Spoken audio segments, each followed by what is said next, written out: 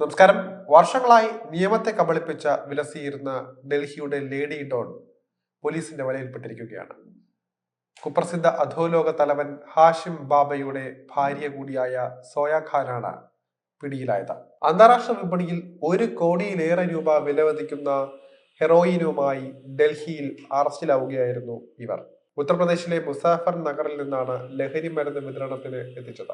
രഹസ്യ വിവരത്തിന്റെ അടിസ്ഥാനത്തിൽ ഡൽഹിയിലെ വെൽക്കം കോളനിയിൽ റെയ്ഡ് നടത്തി സോയ ഖാനെ പോലീസുകാർ കയ്യോടെ പിടികൂടുകയായിരുന്നു.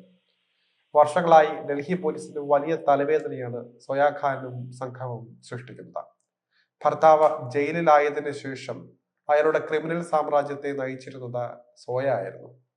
സോയയുടെ പങ്കിനെക്കുറിച്ച് പോലീസിന് കൃത്യമായ വിവരമുണ്ടായിരുന്നു. എന്നാൽ തെളിവുകളുടെ അഭാവത്തിൽ കസ്റ്റഡിയിലെടുക്കാൻ സാധിച്ചിരുന്നില്ല.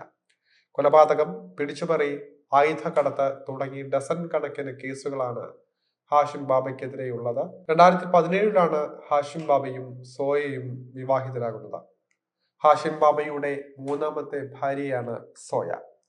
സോയ നേരത്തെ ഒരു വിവാഹം കഴിച്ചിരുന്നു. എന്നാൽ അയാളെ ഉപേക്ഷിച്ച ശേഷമാണ് ഹാഷിം ബാബയുമായുള്ള പ്രണയവും വിവാഹവും ഒക്കെ നടന്നത്. ബാബ ജയിലിലായതോടെ അധോലോക സംഘത്തിന്റെ ചുമതല സോയ ഏറ്റെടുക്കുകയായിരുന്നു.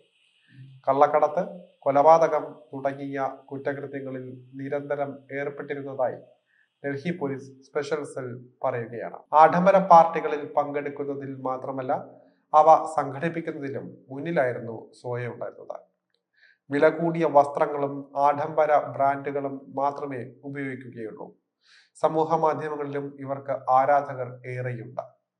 4 ബോഡി ഗാർഡുകളുടെ അകമ്പടിയോടെയാണ് ഇവർ സഞ്ചരിച്ചിരുന്നത്. തിഹാർ ജയിലിൽ കിടക്കുന്ന ഹാഷിം ബാബയെ കാണാൻ സോയ ഇടയ്ക്കിടെ എത്താറുണ്ട്. ജിം ഉടമയായിരുന്ന നാദർ ഷായുടെ കൊലപാതകികൾക്ക് അഭയം നൽകിയത് സോയയാണ് എന്ന് പോലീസ് സംശയിക്കുന്നുണ്ട്. 2024 സെപ്റ്റംബറിലായിരുന്നു നാദർ ഷായെ ഒരു സംഘം വെടിവെച്ച് കൊല്ലുന്നത്. ഈ കേസുമായി ബന്ധപ്പെട്ട സോയയെ പോലീസ് നേരത്തെ ചോദ്യം ചെയ്തിട്ടുള്ളതാണ്. ക്രിമിനൽ പശ്ചാത്തലമുള്ള കുടുംബത്തിലെ അംഗമാണ് സോയ. ലൈംഗികമായി ദുരുപയോഗം ചെയ്യുന്നതിന് സ്ത്രീകളെ കടത്തുന്ന ഒരു സംഘവുമായുള്ള ബന്ധത്തിന്റെ പേരിൽ സോയയുടെ മാതാവിനെ പോലീസ് അറസ്റ്റ് ചെയ്തിരുന്നു.